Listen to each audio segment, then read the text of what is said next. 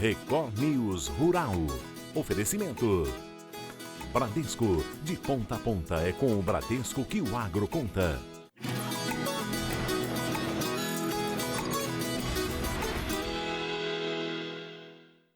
Oi, muito bom dia para você.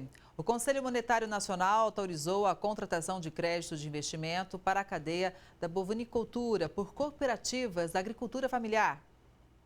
A medida é para estimular a busca de soluções para a cadeia produtiva da bovinocultura, principalmente a pecuária leiteira. Com a nova regra, cooperativas e cooperados da agricultura familiar vão poder acessar linhas de crédito de investimento do Programa Nacional de Fortalecimento da Agricultura Familiar para financiamento de equipamentos para a produção de leite, inseminação e melhoramento genético, transferência de embriões, produção e conservação de forragem, silagem e feno destinados à alimentação animal e tratores. O CMN também autorizou a contratação de novos créditos de custeio e investimento para assentados da reforma agrária, por meio da linha de crédito do Pronaf, com condições especiais para beneficiários que já tenham atingido o limite anteriormente previsto. Assentados da reforma agrária que contratarem o crédito de custeio ou investimento vão ter bônus de adimplência de 25% sobre cada parcela paga até a data do vencimento. As novas operações poderão ser contratadas até 30 de junho de 2027. Os preços da carne de boi continuam subindo, enquanto isso a carne de frango segue mais barata que a de porco. As escalas de abate dos principais estados produtores de bovinos este mês seguem menores do que em outubro, de acordo com pesquisadores do CPEA. Enquanto isso, a demanda de importadores segue firme. Assim, o movimento de alta na pecuária continua intenso. Os frigoríficos estão concedendo novos reajustes positivos aos animais para abate. E entre os pecuaristas, é preciso negociar as reposições. Na ponta final da cadeia, para os consumidores, os valores da carne bovina estão nos maiores patamares dos últimos 3 anos e meio. Com a valorização da proteína suína, a competitividade da carne de frango frente à de porco está no maior patamar dos últimos 4 anos, de acordo com o levantamento do CPEA. Na parcial de novembro, o frango inteiro é negociado, em média, R$ 6,68 o quilo, mais barato que a carcaça especial suína. Essa diferença é 14,4% acima da de outubro. E a alta no preço da carne está causando impacto diretamente no bolso do consumidor e também para quem trabalha com esses produtos em estabelecimentos comerciais e restaurantes. Um item primordial nas mesas de muitos brasileiros tem ficado com um preço bem salgado nos últimos dias. A carne está mais cara. Marcos é proprietário de uma churrascaria e tem sentido no bolso. O alcatra eu comprava R$ 24,98. Hoje sai a R$ 38,55. Então eu tive um aumento de R$ 13,50 por quilo.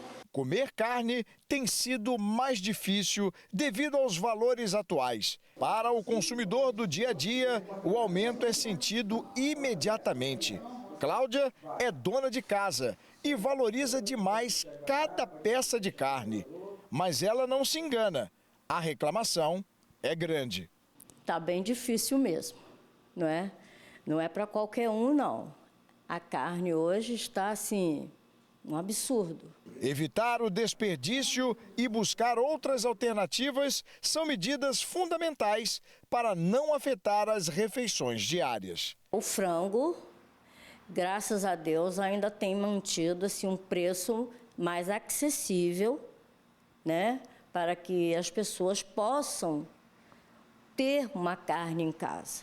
De acordo com dados divulgados pelo Instituto Brasileiro de Geografia e Estatística, IBGE, o preço das carnes subiu 5,8% em outubro, em relação ao mês de setembro. E foi o maior impacto da inflação de alimentos no mês passado, que subiu 1%. O que está acontecendo é que houve uma mortalidade, ou seja, a entrega ao frigorífico de muitas matrizes, né, reduzindo a renovação do contingente necessário para a produção de carne. Esse é um primeiro aspecto. O segundo aspecto é que nós tivemos uma seca né? E a seca reduz a qualidade do rebanho. O terceiro ponto, e não menos importante, é que nós exportamos essa carne, portanto ela é cotada em dólar. E o dólar recentemente simplesmente disparou. Se planejar quando alguns itens da alimentação têm o preço alto, evita gastos que podem desorganizar o orçamento familiar. Hoje as pessoas, ao irem ao supermercado, vendo essa alta dos preços, elas não deixam de comprar a carne, elas compram menos, mas elas não deixam de comprar. Ou seja, elas compensam o aumento de preço por redução de quantidade. O momento é de ter cautela com os preços da carne e esperar a situação melhorar, ou seja, que os valores caiam. Eu acredito muito que até o final do mês agora baixe através dessas chuvas que está vindo aí, se Deus quiser. Assim esperamos, né? Porque, sinceramente, faz falta a carne para todo mundo. Portanto, é fundamental que essa questão se resolva, que haja uma oferta crescente a médio prazo para estabilizar esse preço e para não reduzir tanto o poder de compra dos salários e das rendas salariais diversas. O programa Colhe Mais surgiu como ferramenta para promover a transformação digital e a modernização da citricultura. O programa quer garantir o aumento da produtividade e também a sustentabilidade da citricultura a longo prazo. Todos os dias, milhares de laranjas são colhidas nesse pomar na cidade de Casa Branca, interior de São Paulo. O trabalho tem sido intenso nessa safra. Essa safra a gente trabalhou em torno de 6.300 pessoas e basicamente toda a laranja que a gente colhe, essa laranja é transportada para as nossas fábricas situadas em Matão, Araras e Catanduva e basicamente processadas, armazenadas e depois a gente encaminha toda essa fruta, esse suco na realidade, para o Porto de Santos. Segundo o levantamento feito pela Fundecitrus, a reestimativa no cinturão cítrico de São Paulo e no Triângulo Mineiro aponta uma produção de 215 milhões de caixas de quase 41 quilos na safra de laranja de 2024-2025. Uma diminuição de 16,6 milhões de caixas, 7% a menos do que o estimado em maio. A estiagem e as altas temperaturas impactaram diretamente a produção. Um outro fator que também tem contribuído com a baixa produção, qualidade e estética ruim da fruta e até o aumento no preço é o greening. A doença cresceu de 38,6% em 2023 para 44,35% este ano. É o 7º ano seguido de crescimento da pior doença da citricultura mundial. Para aumentar a produtividade e eficiência, novas ferramentas estão sendo implantadas. Isso traz rendimento para o setor. Então, qualquer ganho em eficiência é muito importante para o setor, principalmente numa área onde a cada ano que passa se tem mais dificuldade de contratação de mão de obra específica para esse tipo de trabalho. Então, trazer tecnologia e inteligência para o processo, no final das contas, é benéfico para o produtor e para a cadeia. A ferramenta usa tecnologias avançadas para otimizar o processo de colheita das frutas cítricas, como monitoramento e análise de dados. Essa especialista em processos do projeto explica a metodologia implantada. Um dos primeiros tópicos que nós trabalhamos foi com o líder de colheita, entendendo quais são os pontos fortes e os pontos fracos dessa função dentro do campo e trabalhando em metodologias para desenvolver esse líder de colheita. Com essas metodologias aplicadas com esses líderes, nós desenvolvemos essas pessoas para elas entenderem a função de liderança e implementamos uma ferramenta estratégica que é o banner de gestão à vista, onde eles utilizam diariamente para ter conversas com os colhedores, passar informações, números, indicadores e assim trazer mais clareza para o processo de colheita no campo. A Cimária é líder de colheita e já está atuando com a metodologia junto com a equipe. A colaboração entre os diferentes atores do setor tem contribuído para o sucesso do projeto, que ajuda os produtores a tomar decisões mais assertivas desde a colheita até a gestão pós-colheita. Até o momento, o processo de metodologia, de treinamento, de liderança trouxe um ganho de 7% no rendimento diário da colheita. Foram mais de 40 mil dados analisados, com várias equipes treinadas e nós temos esse resultado concreto já no campo. O setor cítrico brasileiro é um dos mais relevantes da economia nacional. As novas tecnologias contribuem para um otimismo para a próxima safra. A expectativa é que a gente continue com o projeto, né? A gente apoia essa inovação junto com o Fundecitrus, as grandes empresas, o Colhe Mais, né? E a expectativa agora é implantar, aculturar essas pessoas, esses colhedores, para que eles desempenhem um bom papel. O preço do limão Tahiti está caindo, reflexo do aumento da oferta de fruta de qualidade inferior. Desde setembro, os preços do limão Tahiti estão em patamares altos por causa da baixa disponibilidade. Essa semana, porém, os valores tiveram uma baixa de 7%. A caixa da Lima Tahiti, de 27,2 kg, está sendo comercializada a R$ 88,89. Pesquisadores do CPEA explicam que isso se deve à qualidade inferior da fruta, já que o limão está miúdo. Agora, depois das chuvas, espera-se que haja aumento no volume colhido em São Paulo a partir do próximo mês. Isso deve pressionar os valores até o final do pico da safra, em meados de março. O capiaçu, também conhecido como capim-elefante, é uma opção mais econômica de alimento para o gado. Outra vantagem é que ele pode ser cultivado no cerrado, mesmo no período de seca. O Orivaldo começou a produzir o BRS Capiaçu há 3 anos. Ele usou uma área de quase 2 hectares para plantar 145 mudas do capim na propriedade. Foi em meio de julho, né? O meio de junho ou julho parece, na época da seca. Eu falei, meu Deus do céu, eu até falei com a minha esposa, falei, o que nós vamos fazer com essas mudas uma época dessa? Aí, mas Deus é bom, me deu uma visão. Eu tenho uma mangueira que vem de uma água de poço artesiano do meu cunhado ali. Aí eu pensei, né? Deus me deu aquela visão, eu plantei. O BRS Capiaçu é um capim-elefante desenvolvido pela Embrapa Gado de Leite. E é um produto conhecido por ser uma alternativa barata e produtiva para a alimentação de animais, como o gado, que o Orivaldo tem aqui na fazenda.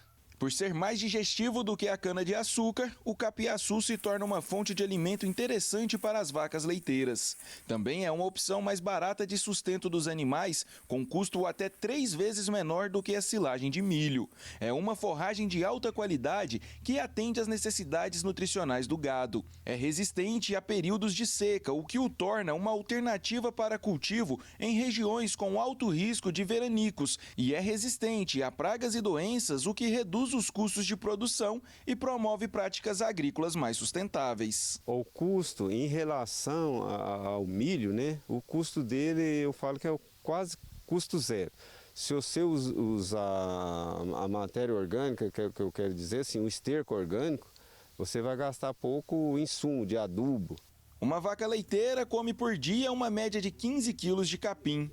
Em um único hectare de plantação de capiaçu, é possível colher 80 toneladas do capim, o suficiente para alimentar 60 vacas por 3 meses, que é quando será feita a próxima colheita. Hoje, com pouco gado, o capim do Orivaldo está sobrando. Esse aqui você plantou, você zelou, 6, 7 anos de corta, né, de poda, para você tratar do rebanho. Seja o leiteiro, ou seja o gado de corte. Ele é muito apetitoso, o gado come, que não sobra no coxo não. Ao plantar, basta fazer uma adubação. Depois é só esperar o capim crescer até o ponto de corte. E só vai precisar adubar novamente após a colheita ser finalizada. O tempo dele vai depender do solo. Aqui para nós, aqui faz assim de uns 70 dias após o plantio, que ele já dá a poda. Tanto ele para ser tratar na natura, né, no dia a dia, como para fazer silagem. O valor bruto da produção agropecuária brasileira deve crescer 7,6% em relação ao ciclo anterior. O número faz parte da primeira estimativa da nova temporada divulgada pelo Ministério da Agricultura. Do total de 1 trilhão e 130 bilhões de reais, 67,7% correspondem às lavouras e 32,6% à pecuária. Vamos falar mais sobre isso com Felipe Serigati, que é pesquisador do FGV Agro. Felipe, bom dia, seja sempre muito bem-vindo ao Record News Rural. Olá, Kelly. De novo, muito obrigado pelo convite. Felipe, a que se deve, então, essa projeção de crescimento para todo mundo entender? Vamos lá, tem diversos fatores. De um lado, quando a gente vai pensar então no valor bruto da produção, e a composição de 2 fatores importantes, preço vezes quantidade. Vamos começar aqui com a parte de quantidade. Os relatórios da Conab, por exemplo, do USDA sugerem que a gente pode ter uma safra recorde de grãos, tá? De acordo com os da Conab, uma safra de 322 milhões de toneladas. Então, uma safra realmente muito grande. Então, veja que, olhando somente para grãos, você já tem ali, ó, que responde para a maior fração ali da produção agropecuária brasileira, você já tem ali uma chance de safra recorde. Ou seja, em termos de volume, provavelmente, no agregado, teremos uma safra cheia no ciclo 24-25, aquela safra que a gente for colher ano que vem. Mas não é só isso, também tem a parte de preço.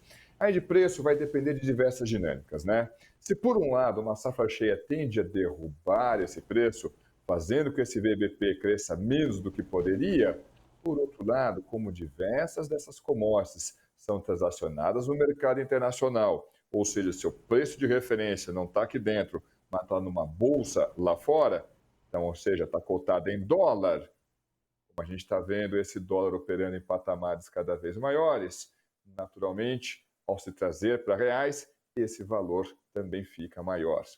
Só para colocar em perspectiva aqui para o pessoal.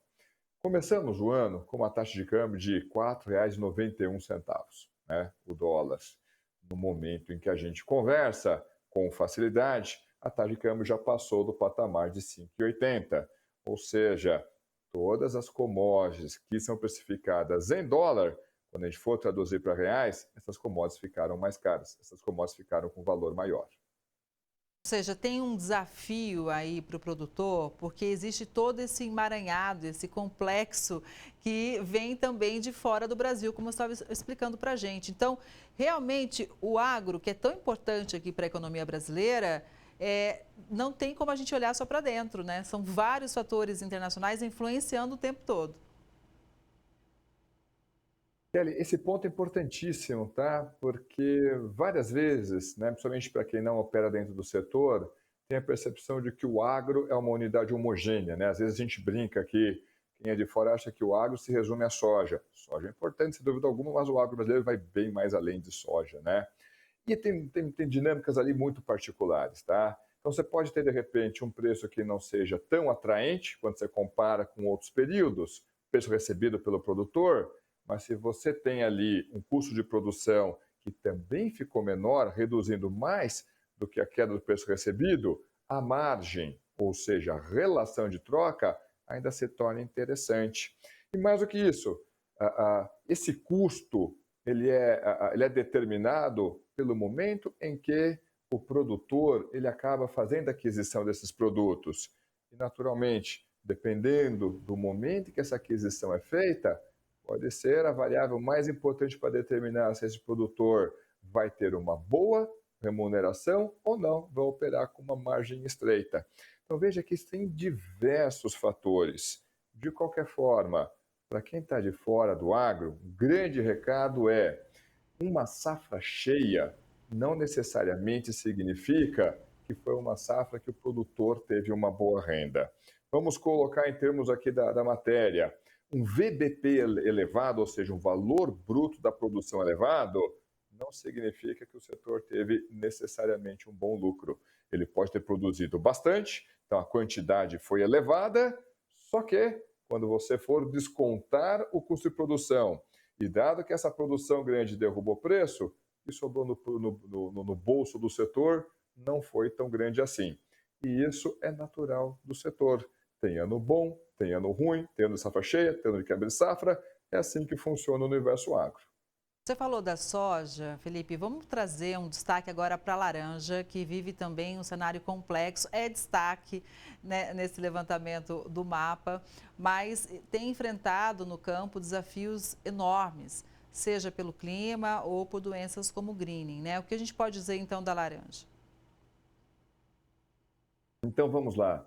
A laranja tem operado, o mercado laranja, com uma oferta bastante estreita.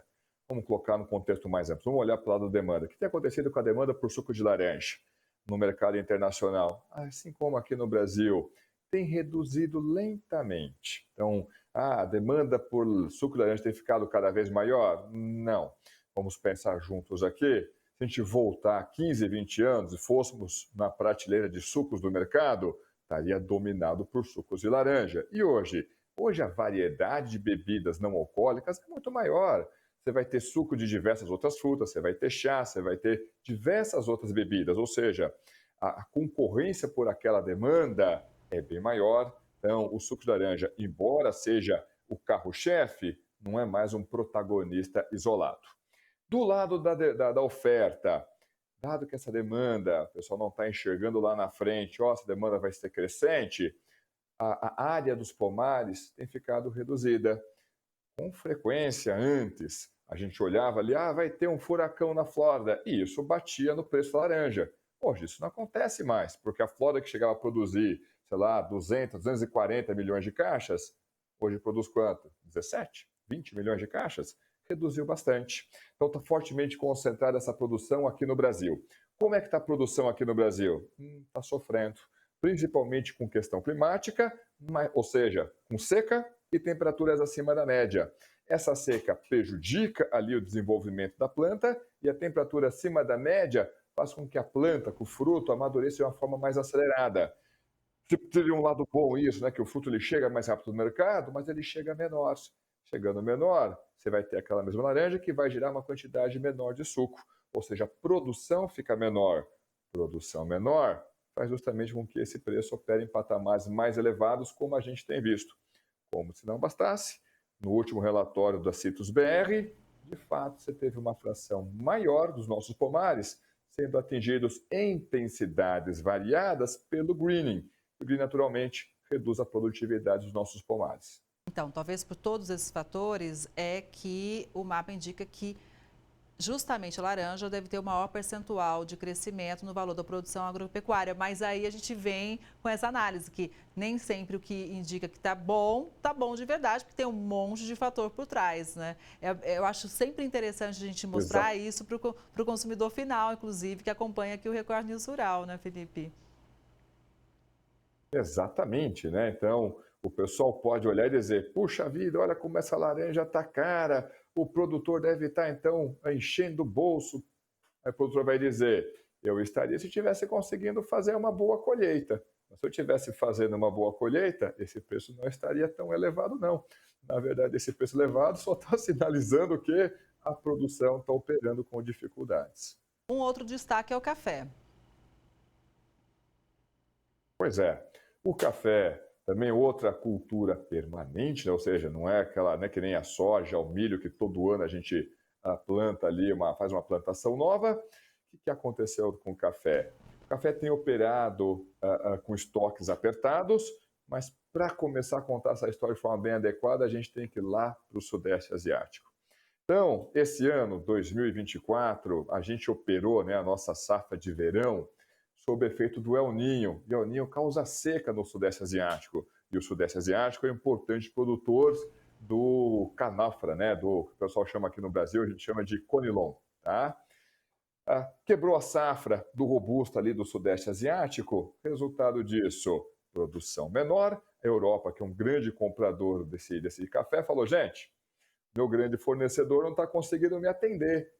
Quem tem aí um café que possa substituir o robusto aqui do Sudeste Asiático?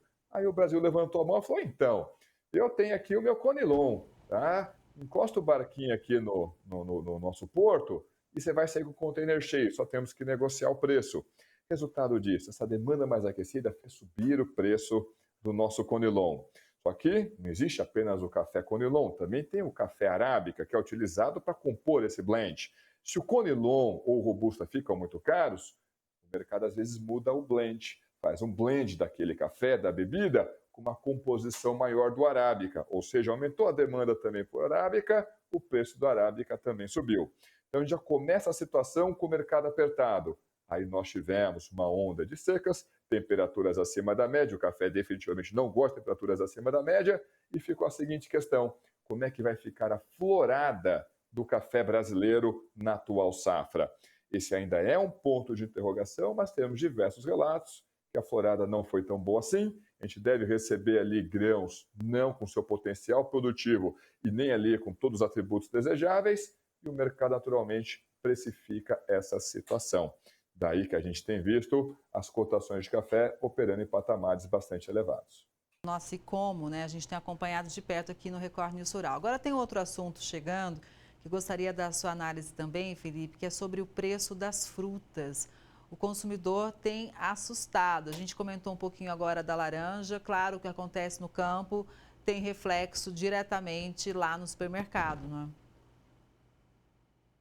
Pois é. Então, e das frutas, aí é mais curioso ainda, né? Porque frutas, gente, é um grupo muito heterogêneo, né? Então, quando a gente olha essa inflação de frutas, tivemos alguns dos vilões ali. E a cada momento você tem um vilão diferente. Dessa vez, quem foram os vilões? A laranja, não só a laranja, né? Os produtos dos pomares, então isso vale para a tangerina, vale para o limão. Mas nós também tivemos o abacate e nós tivemos também a banana, que é o especial destaque para a banana prata. Qual que é a razão disso?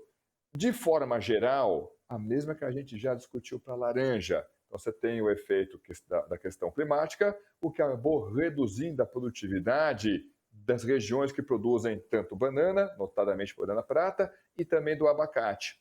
A única diferença mais importante com relação à laranja é que, enquanto a laranja, somente o suco de laranja, é transacionado no mercado internacional, ou seja, sofre influência direta da variação cambial, tanto o abacate quanto a banana não sofre.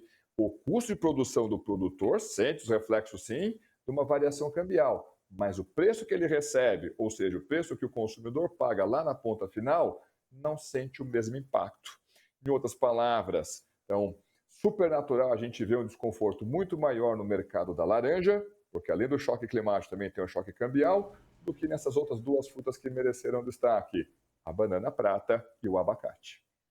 Agora, Felipe, existem questões climáticas também que impactaram demais, né? Seca prolongada, por exemplo, né? E tudo isso fez realmente o preço de algumas frutas disparar.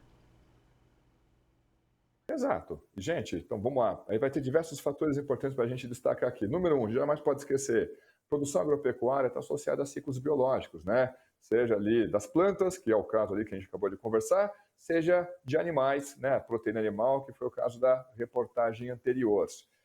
E essas condições estão fora do controle do produtor, dos agentes econômicos. Então, o universo agro ele é refém da situação, das condições climáticas, da situação da natureza. E o termo mais comum que o pessoal utiliza é uma fábrica literalmente a céu aberto. Isso é natural do setor. No entanto, devido a esse processo de mudanças climáticas, a gente está tendo aqueles eventos que eram mais raros, aconteciam, sei lá, uma vez a cada 12 anos, acontecendo com uma frequência maior.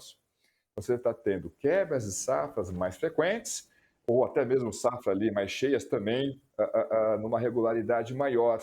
Em outras palavras, a gente está tendo preços mais voláteis. Ainda assim, apesar de todas essas condições, vejam vocês que a safra brasileira, se for pegar ali um período um pouquinho mais longo, ela continua crescendo. Então, por mais que tenha condições climáticas adversas, a operação se ficando mais arriscada, a gente ainda consegue aumentar a quantidade ofertada de alimentos? Sim, o Brasil tem conseguido. E veja, sem expansão de novas áreas. O grosso do aumento da nossa produção se dá já em áreas consolidadas, já em áreas antropizadas, que é o termo que a gente gosta de utilizar. Mas, de fato, essa operação tem ficado mais arriscada, o produtor sente isso no próprio bolso, em termos de margem da sua operação, mas o consumidor sente isso muito mais no preço que ele vai pagar pelos produtos. Seguimos acompanhando sempre, contando com a sua análise. Felipe, muito obrigada mais uma vez. Um bom dia e até a próxima. Eu que agradeço, gente. Um ótimo dia a todos vocês. Obrigada. E o Record News Rural de hoje vai ficando por aqui. Obrigada pela sua audiência. A gente se vê no próximo programa. Até lá.